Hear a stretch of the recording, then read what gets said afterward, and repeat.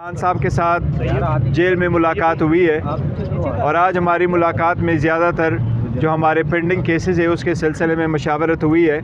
हमारे बहुत कम सीटें ऐसी रह गई हैं जिस पे हमने कैंडिडेट्स को फ़ाइनल करना है। उसमें कुछ ऐसी भी हैं कि वकला साहिबान को भी हमने ऐड कर देना है। वो सारी सजेशन इंशाअल्लाह ताला आज किसी भी वक्त हमारी कंप्लीट हो जाएगी और हम कोशिश करेंगे इंशाअल्लाह ताला कि कल शाम 9 बजे तक इंशाअल्लाह ताला हम सारी लिस्टें फ़ाइनल करके अपने वोटर सपोर्टर को इंशाअल्लाह ताला अपने वेबसाइट पे फाइनली डिस्प्ले कर लेंगे और हम उनसे अपील करेंगे कि 8 फरवरी को इंशाअल्लाह फ़तह आपकी होगी।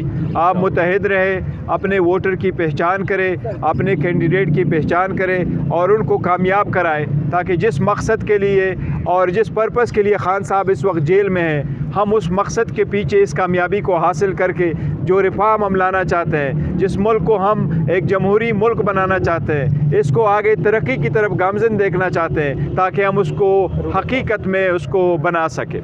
और कोई क्वेश्चन है आपकी तो मेरी सिर्फ ये जा रहा है कि आपने इमरान खान साहब की इत्मीनान में लिए बगैर खालिद डार साहब से इत्तेहाद किया था, इस हवाले से क्या कहेंगे? देखिए, नहीं, हमारा जो इत्तेहाद हुआ था वो इत्तेहाद का हर बंदे का हक है और हमने कर दिया था। हमारी पार्टी है, हमारी कोर कमेटी है, हमारी एपेक्स कमेटी है, हमारी और वकलात साहिबान थे, सारे मौजूद थे। ये बड़ी एक बदकिस्मती की बात है कि एक बंदे को आप उठा करके लेके जाते हैं, प्रेस कॉन्फ्रेंस कराते हैं, वो जो मर्जी का है। उसने पहले भी कहा था बिल्कुल एक इत्मीनान, बल्कि उनकी तो कोशिश थी कि हमसे ज़्यादा सीटें मांगे पर बहुत कम है। और देखें, ये हर पॉलिटिकल पार्टी का हक है। आज भी अगर आप उसको देखें बाकी पार्टी को, बिलावल के जितने भी है, बिलावल ने ख़ुद एक पीपल्स पार्टी का चेयरमैन होते हुए भी पार्लियामेंटेरियन के टिकट पे लड़ रहा है। आप कराची में जाए, नून के टिकट पे GDA के लोग हैं, वो इलेक्शन लड़ रहे हैं। ये सारे के सारे प्रोसेस जो है ना PTI के लोगों को रोकने के लिए हैं और इन्होंने वही कहा जा रहा है कल खान साहब ने आपसे नाराज़गी का इजहार किया है। किस बात पे? मामले पे कि मैंने कहा था सुन्नी इत्तेहाद कौंसिल से इत्तेहाद करें।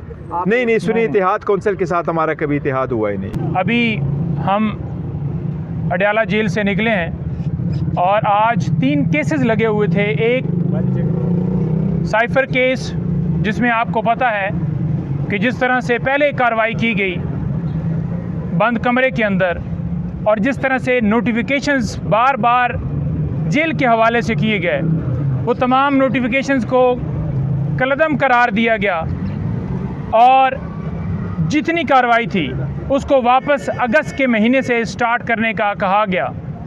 दूसरी दफ़ा फिर उसी तरह से केस चला और दोबारा जो है same order Islamabad high court से हुआ और दोबारा उसी जगह से ट्रायल जो है स्टार्ट हुआ। अब फिर उसी तरह से किया जा रहा है और फिर अगर तीसरी दफ़ा यही इस्लामाबाद हाई कोर्ट से दोबारा फैसला आता है तो क्या आप ये समझते हैं कि ये फेयर ट्रायल हो रहा है? सिर्फ एक शख्स को सज़ा देने के लिए कि उसका कसूर ये है कि उसने एब्सोल्युटली नॉट कहा, वो इस माफिया के ख़िलाफ़ खड़ा हो गया, उसने इस जुल्म और जबर के ऊपर आवाज़ उठाई, आपने उसकी हिम्मत तो तोड़ ना सके आप, और आपने उसके ऊपर केसेस बनाकर अंदर डाल दिया और फिर इस तरह से केसेस चलाना शुरू कर दिए।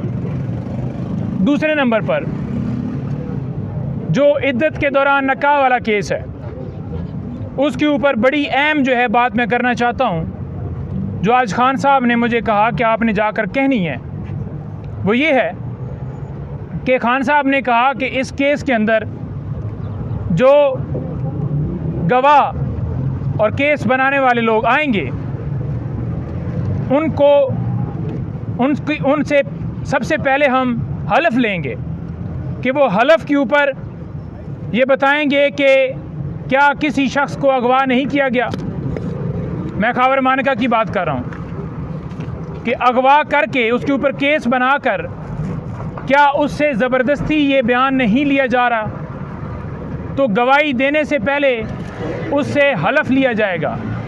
इसी तरह दूसरे गवाह ऑन चौधरी वगैरह, तो उनसे हलफ लेंगे हम और वो हलफ के ऊपर बताएंगे कि ये गवाही जो है ये अपनी वो सच्ची दे रहे हैं और अपनी मर्ज़ी से दे रहे हैं, उनके ऊपर प्रेशर नहीं है और वो इसको सच्चा समझते हैं, तो इसलिए ये गवाही दे रहे हैं। नंबर 2 बात, इस केस के अंदर आज बीबी साहबा उनकी तबीयत नासाज होने की वजह से वो समात के दरमियान से वो बाहर आईं और कानून ये कहता है कि जब आप जॉइंट चार्ज फ्रेम कर रहे होंगे तो फिर दूसरे उस एक्यूज़ का होना भी ज़रूरी है, लेकिन उनकी गैर मौजूदगी में एक सिर्फ इमरान खान साहब के ऊपर फ़र्द जुर्म आयद की है। तो इस तरह से ये केस चलाया जा रहा है। अदालत को बार बार हमने कहा कि कानूनी तकाज़े पूरे नहीं किए जा रहे। हमने इस्लामाबाद हाई कोर्ट में इस केस के हवाले से चैलेंज किया हुआ है, तो कल उसके अंदर समाअत है, आप कल के लिए एडजर्न कर रहे हैं और बीबी साहब अभी नहीं है, लेकिन नहीं रोके। और तीसरी बात, जो अलकादर ट्रस्ट और तोशा खाना और ये केसेस चल रहे हैं, इसके ऊपर खान साहब ने बड़ा वाज़िया कहा है कि आपने जाकर बताना है कि हसन नवाज़ जिसने बेनिफिट लिया, जिसके हवाले से ये केस शुरू हुआ, वो इस केस के अंदर कहाँ है। और मैं इस केस के अंदर जो मेरे ऊपर बनाया गया, मैं ट्रस्टी हूँ, मैंने कोई फाइनेंशियल बेनिफिट नहीं लिया।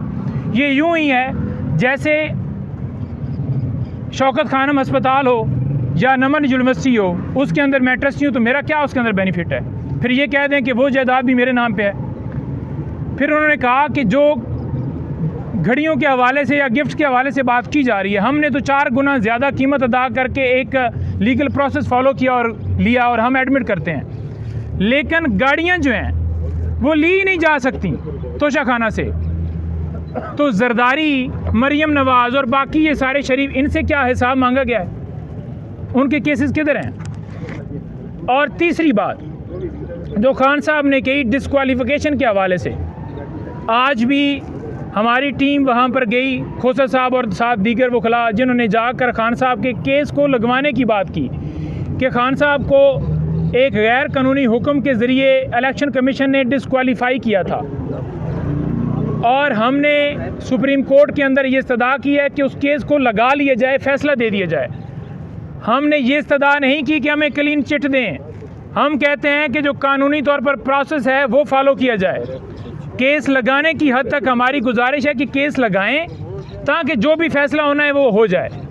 फिर भी आज चीफ जस्टिस साहब ने बड़ा अजीब तरीके से खोसा साहब के साथ रवैया किया, और उन्होंने कहा कि आप एक तरफ अदम एतमाद करते हैं और एक तरफ केस लगाने की बात करते हैं। हम ये कहते हैं कि आप अपने पास बेशक ना लगाएं, हमारा केस लगाना हमारा हक है।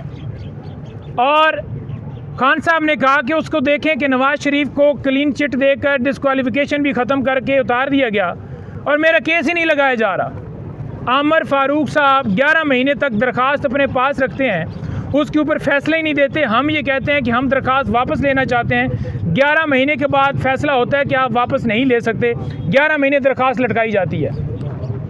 तो इस तरह से केसेस चल रहे हैं। बाकी जो मैं इलेक्शन के हवाले से जो कौम के लिए पैगाम है खान साहब की तरफ से, मैं वो देना चाहता हूँ। खान साहब ने कहा है कि ये निशानात से आप ना घबराएं वर्कर्स को, और उनके लिए भी मैसेज है जो अब घबराएंगे। उन्होंने कहा है कि निशान जो भी हो, वोट है कैदी नंबर 804 का, वोट है इमरान खान का, और कौम 8 तारीख को फैसला देगी इस जुल्म बर्बरियत और मुल्क के अंदर जो लाकानूनियत है इसके ख़िलाफ़ और हकीकी आज़ादी के ऊपर।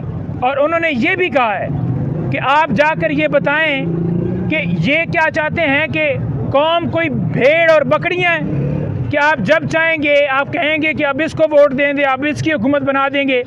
तो इस दफ़ा वो सारी चीज़ें चेंज होंगी और अवाम फ़ैसला करेगी 8 तारीख को कि इस मुल्क का हकीकी लीडर कौन है, जो इस मुल्क को आगे ले जा सकता है, जो इस मुल्क की बका के लिए लाना ज़रूरी है। ये जितने मर्जी है लोगों के साथ जुल्म और जबर कर लें। अमजद न्याजी को खान साहब ने कहा कि ICU में डाल दिया गया कि वो डटा रहा। इसी तरह से चकवाल से हमारे कैंडिडेट थे, उनकी बहन को उठा लिया गया, फिर उनसे वो विड्रॉ कर गए, और पूरे पाकिस्तान में उन्होंने कहा। लेकिन उन्होंने कहा है कि आप देख लीजिएगा 8 तारीख को लोग इमरान खान को करेंगे। Thank you ji.